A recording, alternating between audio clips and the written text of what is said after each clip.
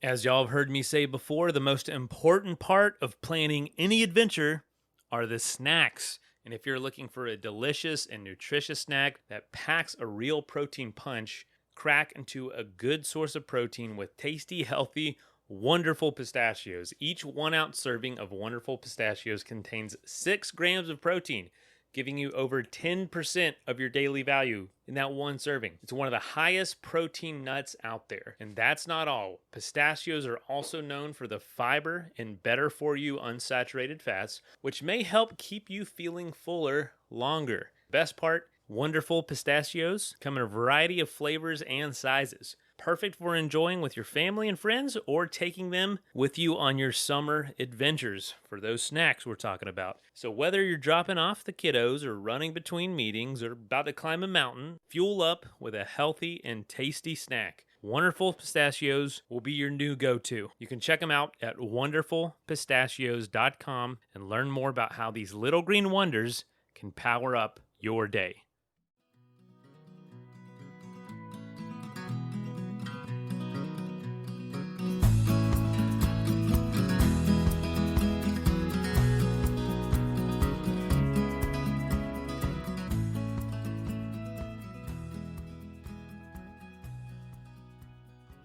Hey folks, welcome to the Adventure Sports Podcast. I'm your host, Mason. Today we're throwing it back to 2017 when we had Brittany and Frank Konsella on the show. They have been on the show a number of times in the past, and this one was really cool. Skiing 14ers and public lands access. A lot of y'all who are listening, we are getting into ski season, so this is pretty exciting content. I, on the other hand, I'm in the other end of the spectrum. It's warm, it's sunny, and I'm on the water. So this weekend, I'm going to be commentating at the last paddler standing, which we talked about a little bit on Monday's episode or Tuesday's episode. And it's going to be a paddleboard race put on by another alumni of the show, Greg Wingo, who does the Alabama 650 as well. And it's this 24-hour, basically round-the-clock race until there's one paddler standing. And last year it lasted almost 50 hours. So check out the show notes on Tuesday's episode with John Nippers. And there's a link where we will be live streaming. You can interact with me. We're going to have Athletic Brew in there and a bunch of stuff. It's going to be a lot of fun for anybody in person here in Sarasota. So if I don't see you there, maybe I'll see you online. If not, hopefully you get out skiing if you have some snow. So let's go ahead and dive in.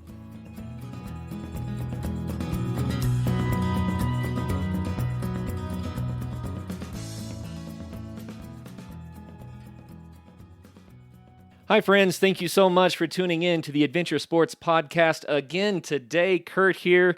I have returning guests, Frank and Brittany Konsella, and this is, I guess, the fourth time to have them on. They're becoming regulars in the program now, which is awesome because they just have so much to share about adventure sports. So their first show was on skiing all of Colorado's 14ers. Amazing show. Go to theadventuresportspodcast.com, click on the episode categories link at the top, and then you can do a Control F to search for all of the shows that they've done, and they're all going to be listed there.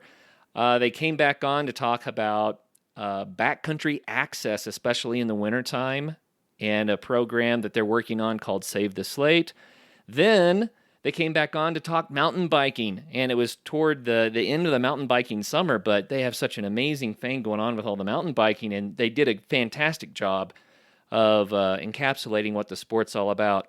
But now I'm excited to have them on because their book has just been completed that they've been talking about for a long time now, Backcountry Ski and Snowboard Routes, Colorado.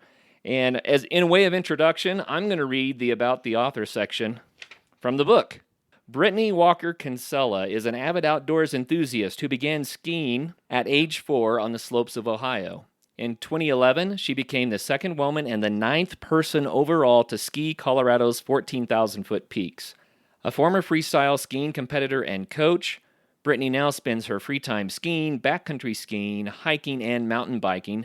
Brittany pieces together multiple jobs that allow her schedule to remain flexible to maximize her time outdoors, including website development and tutoring middle school and high school math and science. Awesome. Frank Konsella, Grew up in Golden, Colorado, and began skiing at age 3. A former ski racer and International Free Skiers and Snowboarders Association big mountain competitor, Frank found himself indulging in the backcountry surrounding Crested Butte on an increasingly regular basis. In 2008, he finished his goal of skiing all of Colorado's 14,000-foot peaks, the 4th person to do so. His favorite part about backcountry skiing is the freedom to tackle any line that catches his eye. Frank is a real estate agent in Crested Butte, where he and Brittany make their home. Awesome, guys. I love it. That made the intro really easy. Welcome to the show. Thanks for having us again. So I got to tell you, we're going to be talking about backcountry skiing this show, especially ski mountaineering, right? But you guys told me you had a book coming up, and we've known about this now for, a year? And I'm just going to tell you what I'm going to tell everyone I told you beforehand. I thought, okay, so we're going to have a little half-inch coffee table book. It's going to show some cool routes that people can kick down in the wintertime, and that's really cool that they're putting together a book. And then I got a copy of the book, and I'm like, what? The thing's nearly an inch thick. It is comprehensive, and it's amazing. The information in here is so useful for ski mountaineering and for backcountry skiing. And I just said it. You guys are the Jerry Roach of ski mountaineering now. Well, thanks for the compliment. That's huge. Thank you. No, I am overwhelmed with the quality of this book and how much information is in it. So I'm going to let you guys talk. I've done way too much talking already. But let's start just by talking about the focus of the book. Okay. Well, I guess we could start at the beginning. And, we were contacted by the Mountaineers Books out of Seattle 3 years ago. And that's when this whole thing kind of started. And from there, kind of developed a list of over 100 routes that we thought might work. And that obviously changed as we went along. But that was kind of the basic framework. They did have kind of some parameters for us. They wanted everything in there. So there are some pretty easy routes and that are really just, backcountry skiing, wouldn't be considered ski mountaineering at all. And then that goes all the way up to some of the tougher routes in the state. And so that's what we were working on the last couple winters, skiing. Some routes were new and just making sure we felt comfortable with the ones we'd already skied in previous years, that we could describe them. And that's the book. So there's 102 routes all across the entire state of Colorado, everything from the Steamboat Zone to the La Plata Mountains west of Durango and everything in between. Yeah, I was looking at this. It's Front Range of Colorado through the San Juans, everything in between. It's all there. It's amazing. Yeah, we've even included some, pretty unique areas like the Flat Tops Range and a route on the Grand Mesa as well. So it's pretty unusual. I'm just chuckling because people that are from out of state think flat tops. So I guess you're not doing alpine or downhill on that. And then but no, you can't, right? And then also Grand Mesa. That sounds flat too, but both of these, or all of these, are mountain ranges with some flat tops and some amazing sides, amazing slopes on the side. So is that where you have some of the flatter routes, or is there a mix? There's definitely a mix. I'd say it's pretty steep, the one that we have in Flat Tops Range, and then the one on Grand Mesa is definitely a little bit more, it's an easier route for sure. More of a ski tour route? Yeah, exactly. Well, how about the format, Brittany? I'm holding it in my hands, and I would rather you describe it than me so I don't mess it up. But the format of how these routes are described, I see a lot of text. I see them sorted by location. I see maps. I see pictures. I see... You tell us how this works. Well, kind of what we alluded to, it's broken down by range. And so we have quite a few ranges. We have the Park Range, Flat Tops, and Grand Mesa in one. Then we have Northern Front Range and Southern Front Range, because they're broken down into two different separate parts because they're just so big. And then we have the Mosquito and 10 Mile ranges. We have the Gore Range, the Elk Mountain Range, Sangre de Cristos, and then the Sawatch and the San Juans. So, it's all there, like we said. And then, each route is under its respective range, and it begins with the info box, which basically tells you things like starting elevation, the high point of the route, how much vertical gain and loss there is, the distance, and approximate time. We also broke things down into what kind of skills you would need. So there's ski skills, fitness level, technical skills. We also have suggested gear, and the months that we suggest that it is best skied. And also, if you want to get a USGS map for the route, then we've stated which map you would find it on. There's also maps and photos for pretty much every route. Well, it has everything that you need to know to figure out how to get to a route and what to take to be on the route, and then the route itself, it describes how to ski. And I'm looking at the pictures here. They're so awesome. I mean, some of these, I would call them the more exposed routes, just blow my mind. These couloirs just with snow going down through cliff faces for 2,000 vertical feet. I mean, it's just amazing stuff. Yep. I want to point this out, too. It says right here on the back, 102 backcountry routes, and here's the part that matters. It says that Frank and Brittany have skied them all. Exactly. You're not just collecting information that you hear from other people. No, this is from your personal experience. This is what you have done. Yeah, that's why it actually took us 3 years to write the book, and 2 of the years were solely focused on research. And so we went and researched a bunch of routes, and, some of them never ended up in the book. So it's not like we just put in there what we skied. We put in there the best of what we skied. Yeah, and then the last year was focused mostly on just the writing and editing. Now, I no longer have to just say Frank and Brittany wrote the book on ski mountaineering. No, I mean it. They wrote the book on ski mountaineering. You guys have actually done it now. That's awesome. So, well, thank you. How many of these routes are 14ers? Oh, good question. Not that many. I bet it's only a half a dozen or so, maybe even less than that. We'll flip through the book real quick and see if we can count them up. Did you guys ever ski the couloir on James Peak that goes off the front face? What are you calling the James Peak is on there? But what are you calling the front face? Because the one that faces south and a little east. Yeah, we have pretty much that whole cirque listed in the book.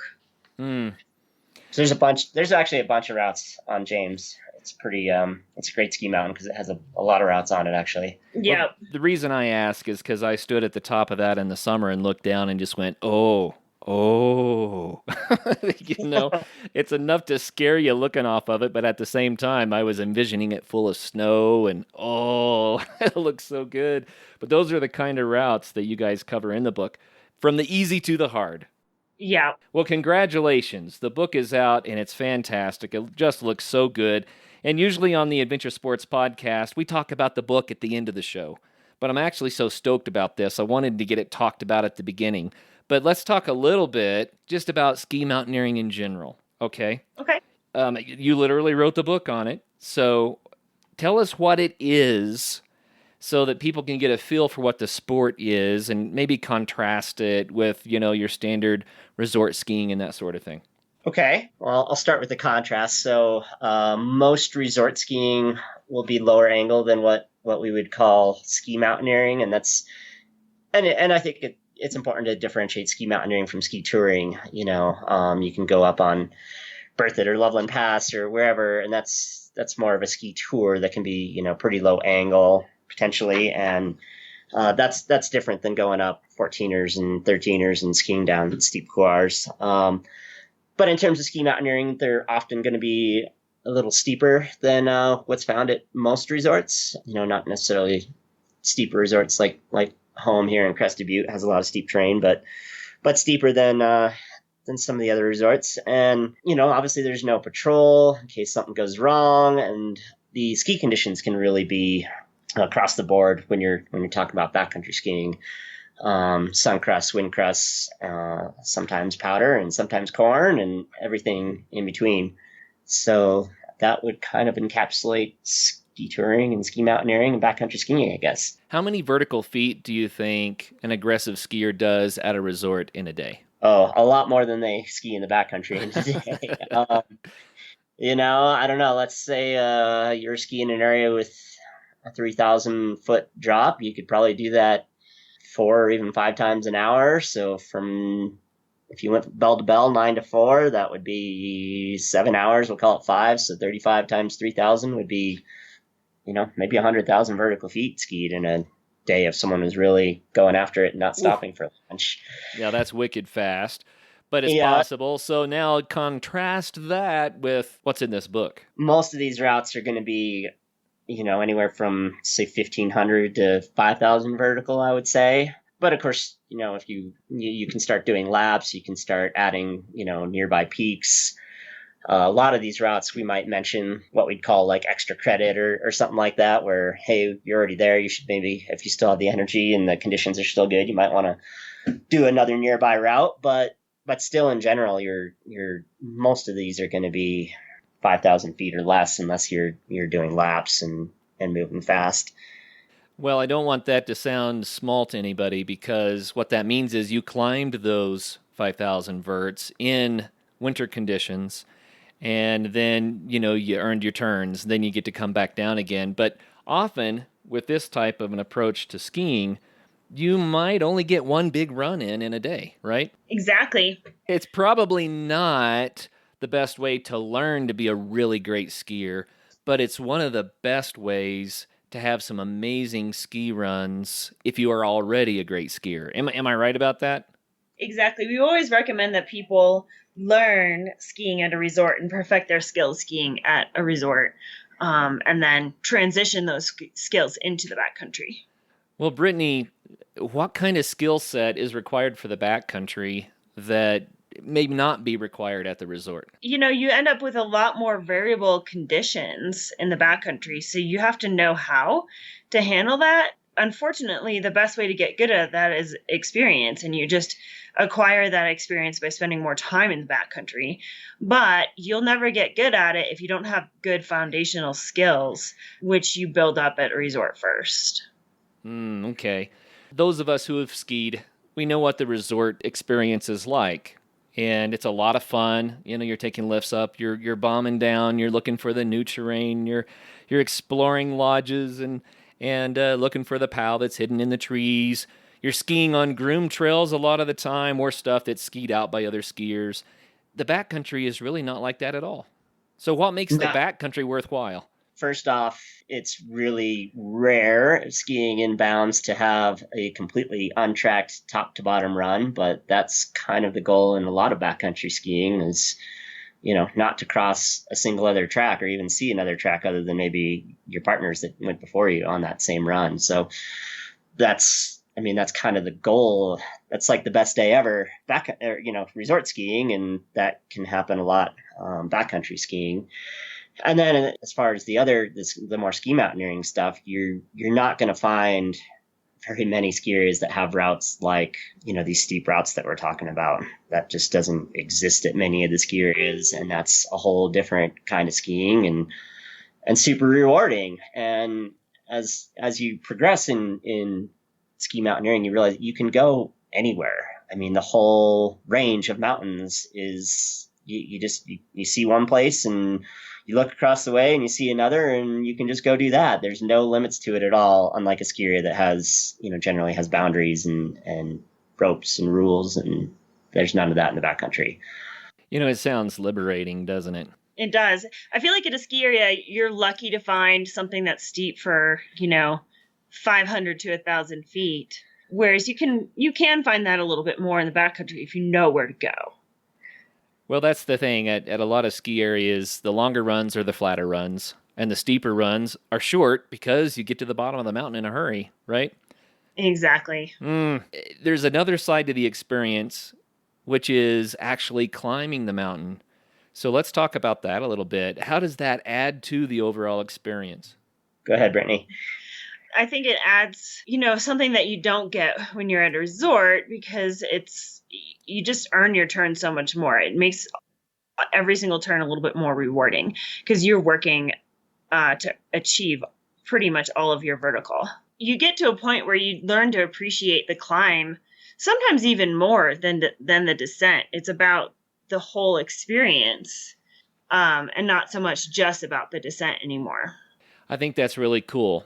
And the reason I say that is it turns skiing into more of the athletic endurance type sport that so many adventure sports kind of parallel.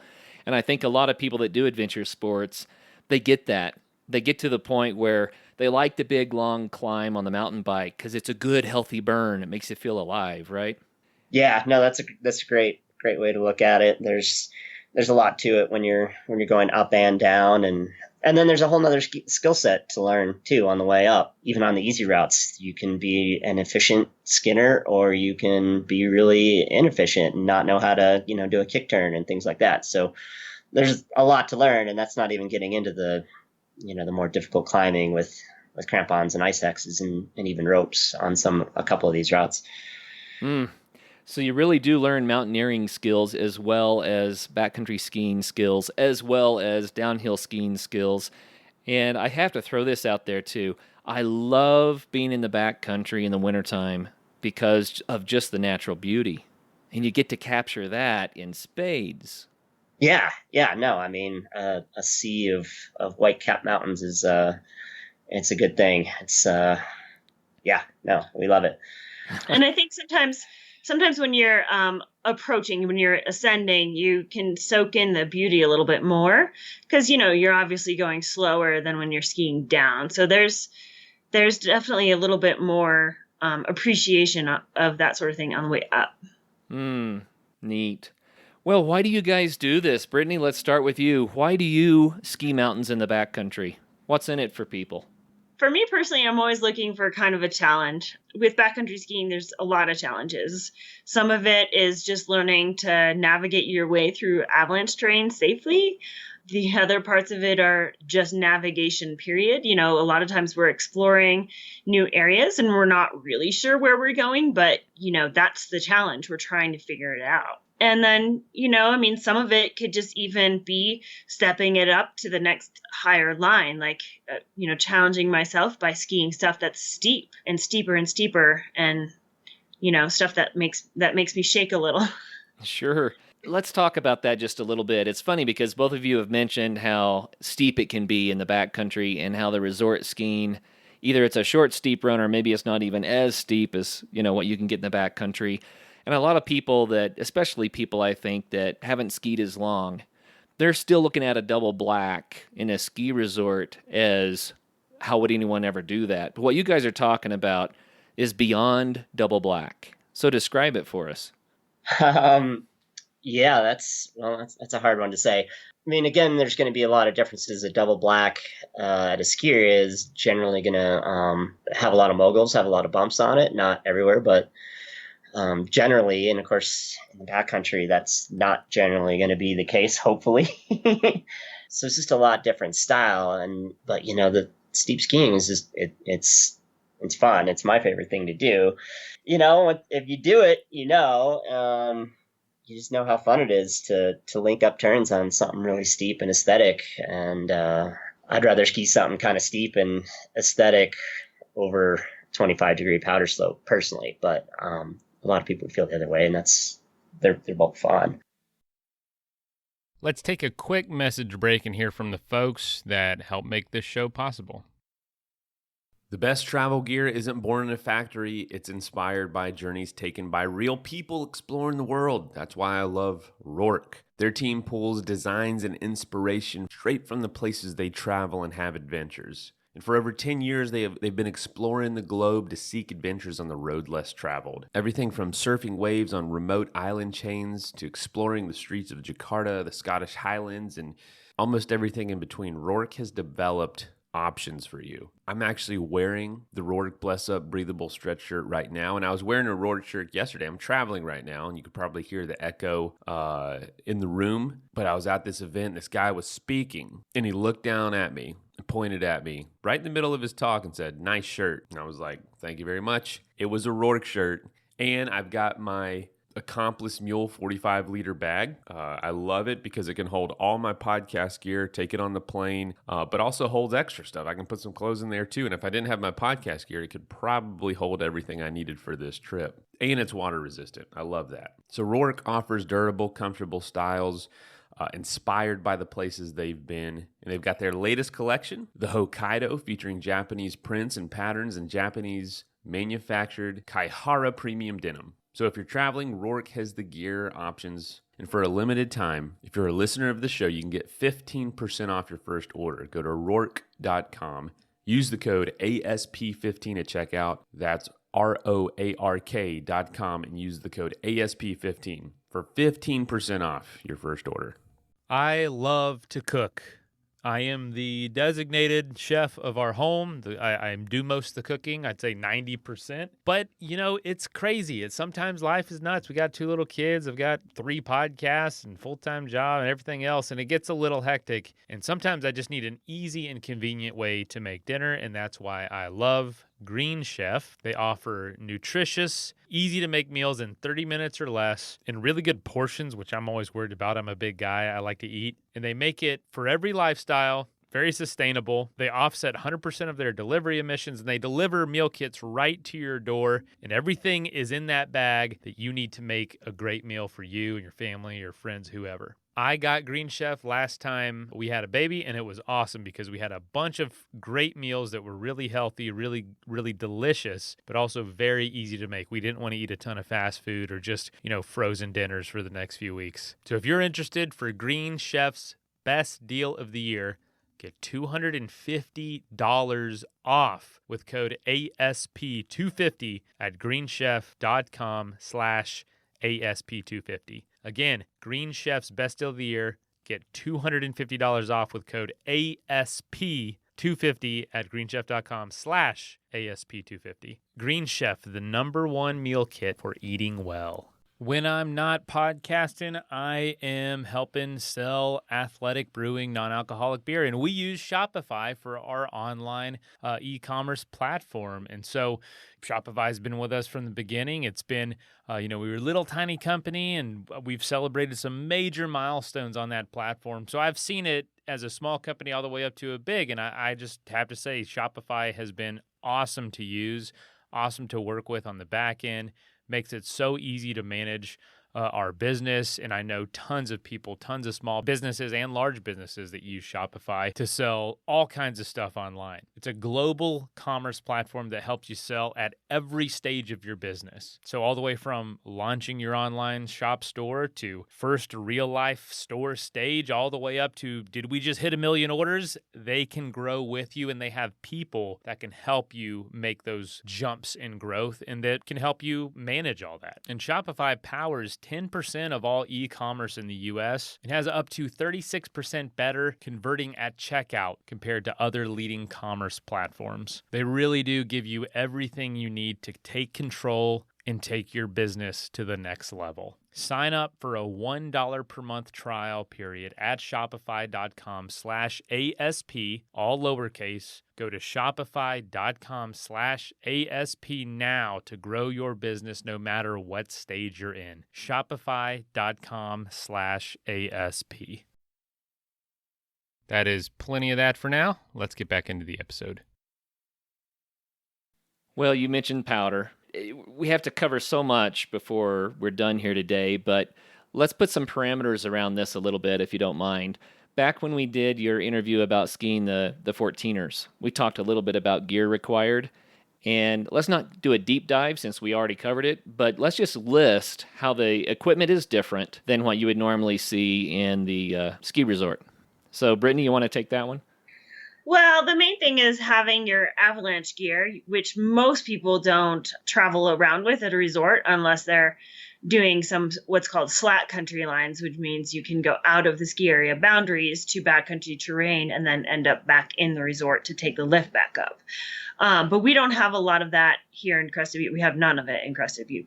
But basically, you need avalanche gear, which usually includes a shovel, a beacon, and a probe.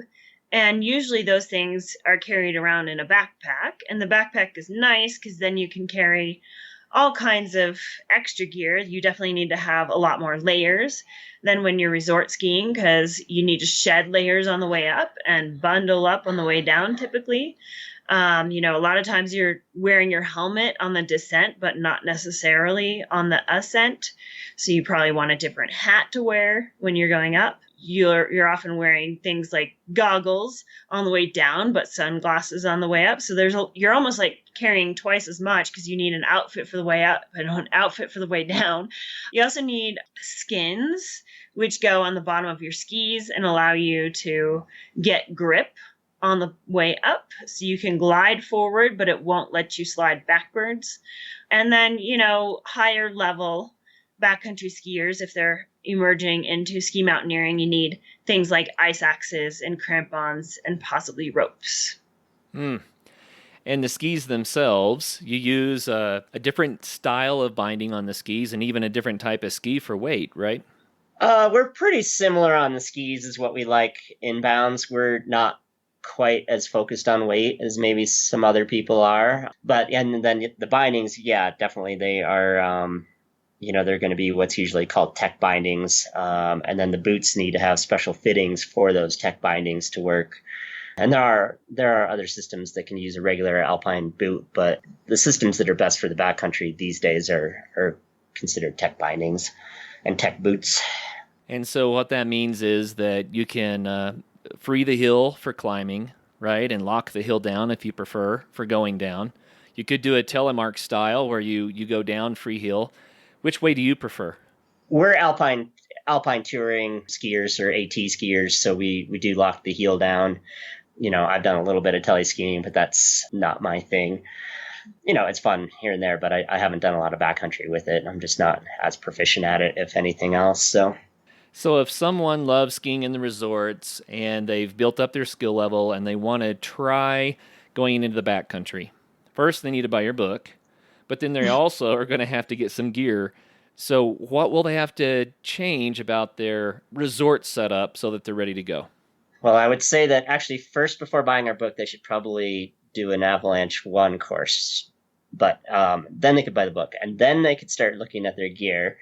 And that, like Brittany said, you're going to be looking at a beacon, a probe, and a shovel at a minimum. And then you're going to probably need to change your skis, boots, and bindings to a backcountry setup. So you'd be looking at getting a new pair of skis with some tech bindings and compatible tech boots, and then skins. But you could certainly use the same poles that you were using inbounds and the same clothes that you were using inbounds. A lot of times you're going to start looking at lighter, more packable things on that front. But to start, you could certainly use what you were using. That would be the start of it, I think. I think one of the hardest things is knowing what kind of skis you want and what kind of bindings you like. And, at that point, we would just recommend that people demo gear. You can demo gear from most backcountry shops. It seems like they have some sort of rental or demo program, and it's just really good to try out different things so that you have an idea of what you want. And then it can be really expensive to jump into. Buying used is not necessarily a bad thing, especially when you're starting out. Oh yeah, I'm sure. So what kind of mountaineering skills do people need to develop? Frank, I'm glad you brought up the Avalanche 1 training. Obviously, that's paramount, right, just for safety. But what other skills do people need to have to be able to do this? Our book is so varied, and, at least a solid third of it is, just backcountry skiing. So at that point, you just need to be able to figure out how to skin up a hill, and you don't need a lot of more mountaineering skills for those routes. But as you progress, and if you're interested in skiing off of peaks, then you're going to need the crampons and ice axe, or maybe a whippet style ski pole. And you're probably going to want to, really the best way always is probably to hire a guide and do like a course or something of that nature. Or if you at least get a mentor who really knows their stuff too, and can teach you how to self-arrest with your ice axe, and how to do, there's a lot of different styles of climbing with crampons. There's French technique, which is kind of like a crossover step, if ice skaters would know what a crossover is. But you're kind of keeping your foot flat so you're not destroying your calves, front pointing all the time, which is what it's called when you're just jamming in your toes. And you just need to start learning all those techniques and putting it all together and getting some practice on things with less consequences, and then move up from there. I think when we talked to you guys about mountain biking several weeks back, that one of the things that came out on that was that, yeah, you have to invest in some gear at the beginning, but then it's free after that, right? So the upfront Right. investment is there, but then after that, you can go do whatever you want whenever you want. There's no lift ticket involved, and you've got the same thing going with the backcountry skiing. You have to get the right gear in the training up front, but then it opens up just a whole world of adventure that is really quite affordable. Yeah, that's exactly right. I mean, it's really just some gas money to get to trailheads at that point, and the rest of it is free. And of course, you're gonna upgrade or replace equipment as it wears out or breaks or whatever. But those are your only costs going forward once you've got a whole setup started. Yeah, and we all know that upgrading equipment is part of the fun too. We might pretend it's not, but it is. Right. Well, how fun. Brittany, will you describe for us what a day in the backcountry is like? How does it just take us through getting out of bed in the morning until you're back at the car after you've done your ups and your downs? Well, it can vary so much depending on your route and the time of year. In winter, typically you're kind of getting up at a fairly regular time, like 7 o'clock. Well, I mean, if you live near the mountains, then you're probably getting up around 7 o'clock. If you're living in Denver or something and you have to travel into the mountains, it'll probably be earlier. And then, you end up at your trailhead, however you need to end up there. You start skinning like maybe 8 or 9 o'clock, and you'll probably skin for, a lot of the winter routes are often shorter. It's just by nature, you're trying to access stuff that's a little closer and not as committing, just in case the conditions aren't allowing you to ski some harder lines. And so then, you end up skinning up, possibly boot packing, and you end up at the top of your line, maybe after 3-4 hours. And then you ski back down, and there's usually some après celebration at a bar afterwards, and then you move on to your next day.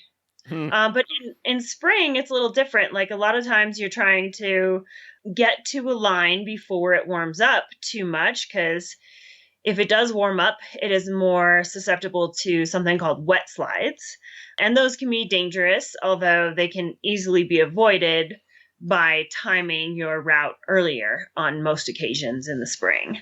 So you get going. A lot of times we wake up in the dark, go to our trailhead, and there's usually a lot more boot packing involved, and crampons and ice axes. And you get to the top of the route. And a lot of times our routes are a lot longer in spring. Like they can vary from, I'd say our average route is more like 8 hours, and they can go up to 12 or even more. I think the longest day out I've had is 19 hours.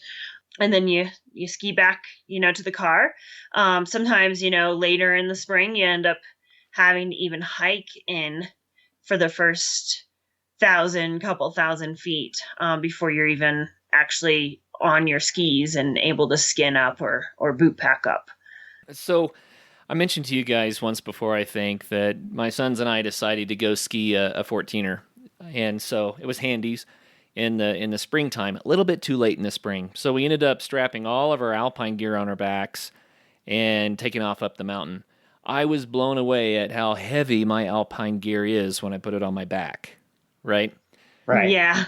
I mean, it was nuts. So the AT gear that you're talking about, that gear, I mean, you can use the same skis you use in the ski area, but the bindings are a little lighter. The boots are lighter though, right? And often the ski is on the snow instead of on your back, but still, how do you manage that weight? Yeah, when you're actually able to skin, you notice it a lot less because obviously, good skinning technique, you're not actually lifting your foot up as if you're walking. So you're not ever, picking up the ski boot binding with every step. You should be, gliding.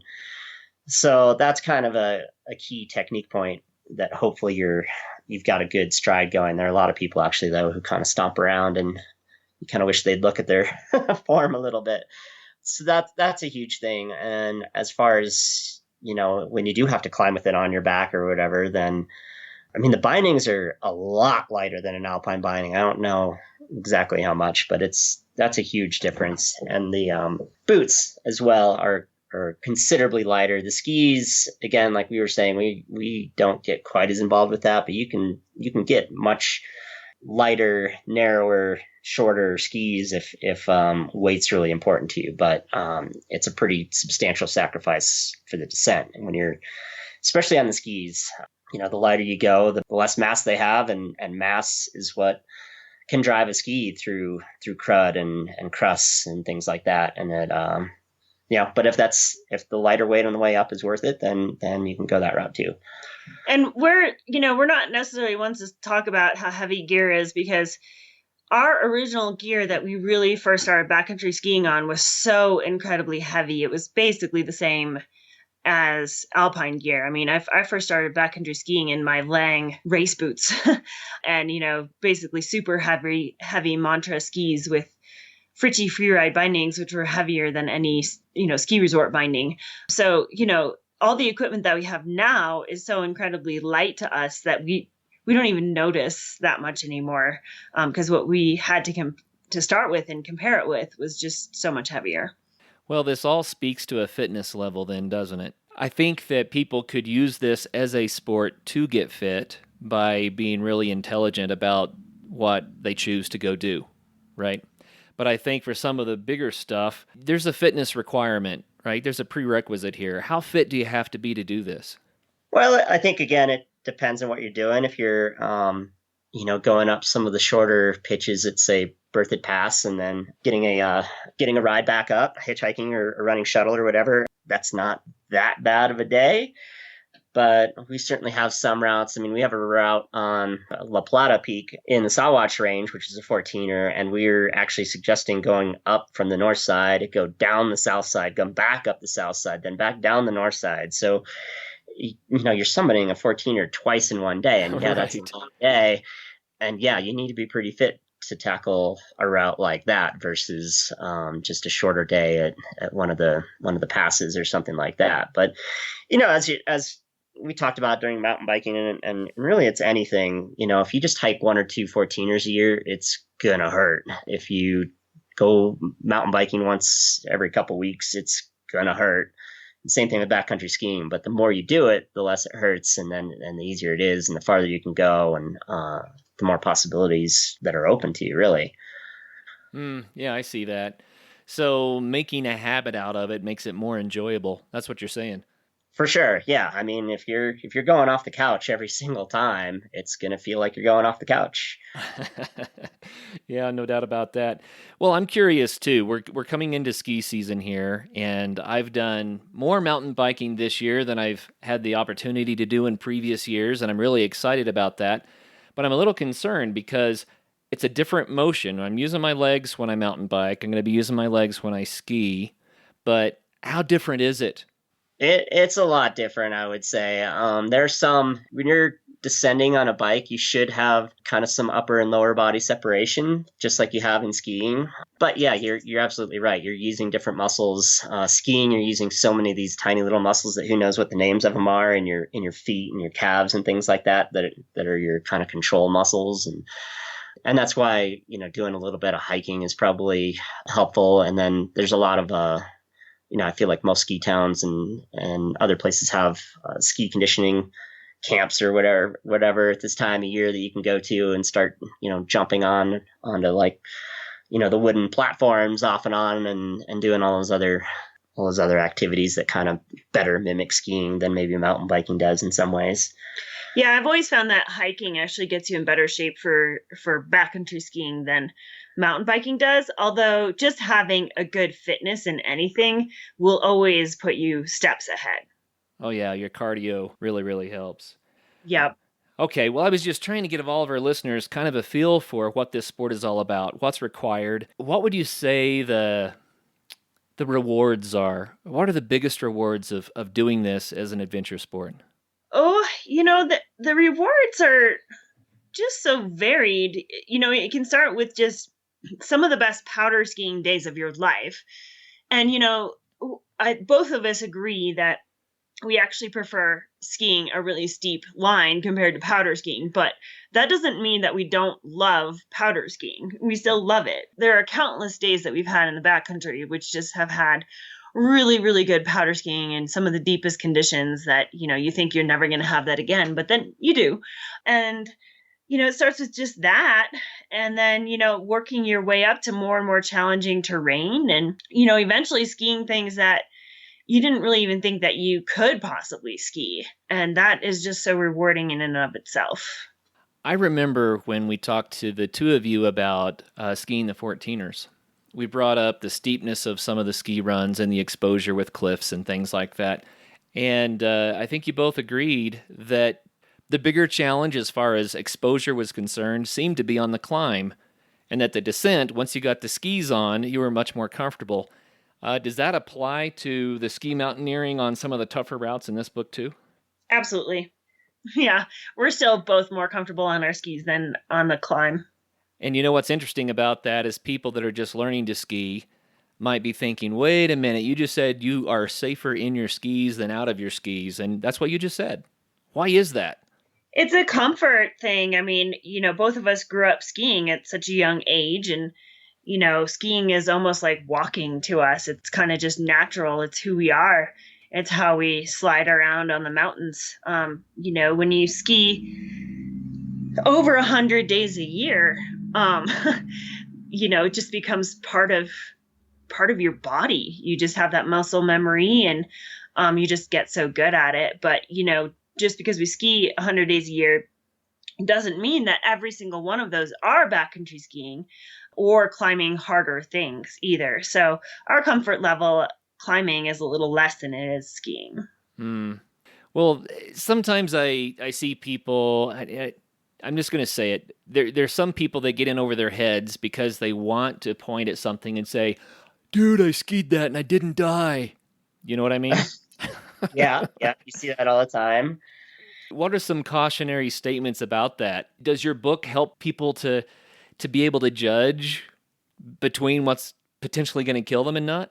We do have a rating system, but skiing is, of course, so condition dependent too that, it's not like, if a rock climb is rated a 5.8, it's a 5.8. That's how it is. But a ski route, if you've got hero snow conditions, whether it's corn or pow or whatever, then it's going to be fairly easy. But if you go up there and you drop in and all of a sudden you've got, an inch thick crust and powder underneath, all of a sudden it's like you're climbing a 5.14 instead of a 5.8 or whatever. So to use that analogy, so it's a tough one with backcountry skiing because it is such a changing medium.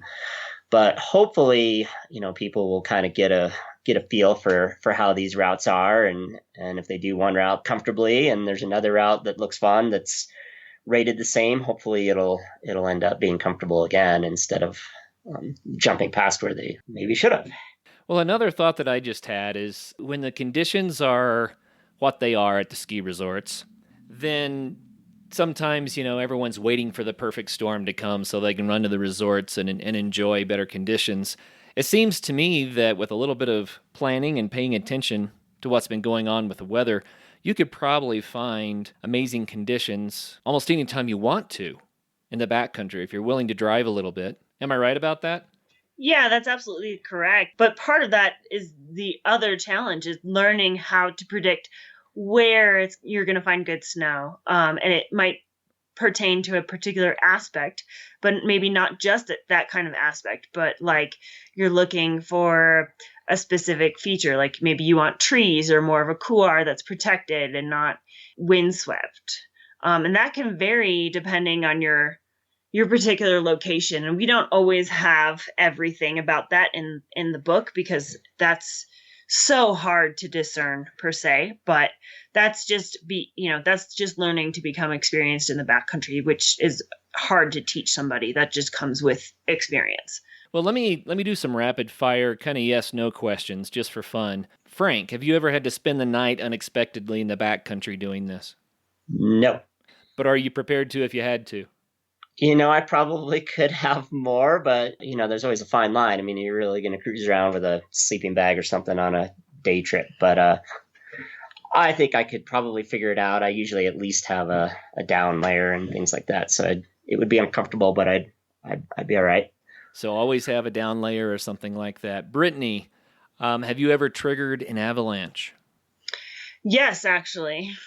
And were you above or below it? below it. Oh no. Yeah. Yeah, it happened a few years ago, and my friend and I were skinning up, and all of a sudden we heard this whump, and it wasn't very good. And then, yeah, it ended up remotely triggering an avalanche above both of us. And then we both turned around and started to ski back down. But anybody who's tried to ever do that with skins on knows that it's difficult to ski downhill with your skins on. And that's what we were trying to do. And eventually we were able to completely outrun the avalanche. Wow. That's spooky stuff. It was. It definitely was one of the scarier things that has happened to either of us. So, Frank, have you ever had to unleash your shovel and use it backcountry skiing? I have not. No, the answer would be no. I have had some avalanche incidents where other members of my party were in an avalanche, but they have never been buried, so I haven't needed to. Let's take a quick message break and hear from the folks that help make this show possible. It's officially time to kick off holiday shopping. And there's no cause for panic, though. I know how much stress that can give you. Uncommon Goods is here to make your holiday shopping stress-free by scouring the globe for the most remarkable and unique gifts for everyone on your list. Uncommon Goods knows exactly what they want, whether it's for mom, dad, teenagers, in-laws, friends, co-workers. I've got some things from Uncommon Goods coming through the mail, and it's helping me with stocking stuffers and some of those hard to shop for people. Let's put it that way. They have a huge variety of gift ideas on their website, things that I would have never thought of and things that you might not find anywhere else. They look for high quality, unique, and often handmade gifts in the USA that are meaningful and out of the ordinary of what you'd find at other stores. So to get 15% off your next gift, go to uncommongoods.com/ASP.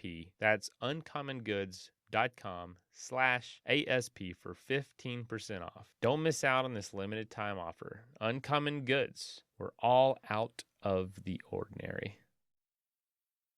That is plenty of that for now. Let's get back into the episode. So, how frequent and common do you think it is, if you know what you're doing and you pay attention to that, right?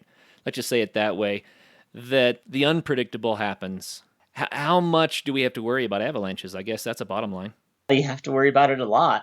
There's a lot made of numbers. I mean, if you're right about assessing avalanche conditions 99% of the time, but you're out 100 days, then theoretically you would have an avalanche incident one day. That's kind of the hard part about it. So you really, really need to pay attention and think about where you're at and what the conditions are. It also depends on what your goals are. I mean, my goals are probably a little more aggressive than most because that's what I enjoy and I'm aware of that. But you can certainly ski lower angle terrain 100% of the time and with 0% avalanche danger if you're if you're never on a slope that's connected to a steeper slope above. And and that's one reason why skinning up ski areas is popular for people who don't want to have to think about avalanche concerns at all. Yeah. And it's important to realize that our goals change based on the conditions.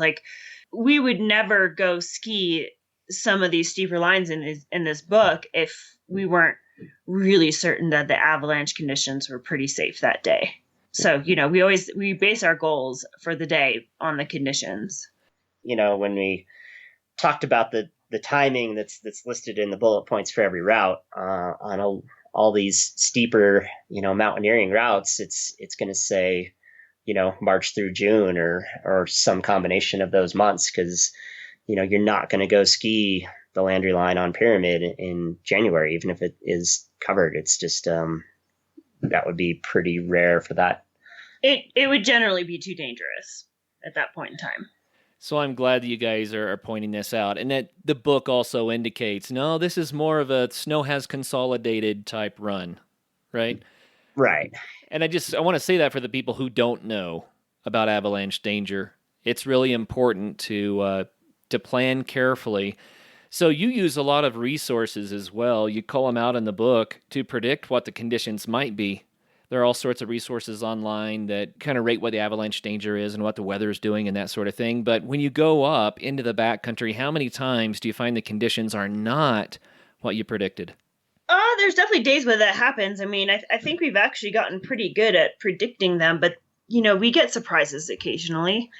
And then sometimes I think what happens to us is a little bit typically what starts to happen to people when they are experienced backcountry skiers. We fall into the same trap. We get familiar with the zone and we expect it to be a certain way. And then occasionally it surprises us when it's not. And that's more often what gets us into trouble than not.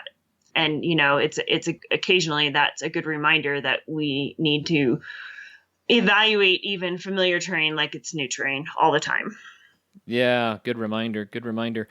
So I'm just kind of curious. You guys have done so much of this.